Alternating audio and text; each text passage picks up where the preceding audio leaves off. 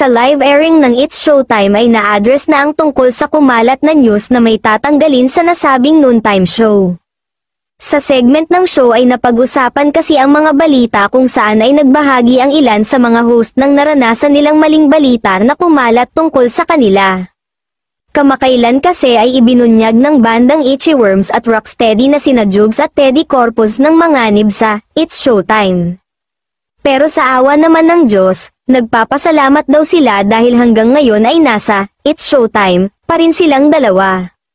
Maging ang beauty queen host na si Sean Dominguez ay napabalitang aalisin na rin sa Showtime. Matatandaang bago naging opisyal na host ng It's Showtime, naging finalist si Sean sa isang segment ng naturang noontime show na Showtime Sexy Babe. Hindi rin nakaligtas ang aktres na si Kim Cho na may ilang beses na rin na chismis na tatanggalin ito sa nasabing show. Ayon sa ilan ay medyo nasasapawan na raw niya ang main host ng show na si Karil dahil sa sobrang ingay niya, may mga nagsasabi namang medyo off, at wala sa tiyempo minsan ang mga pinagsasasabi ni Kim kapag nagho-host ng It's Showtime.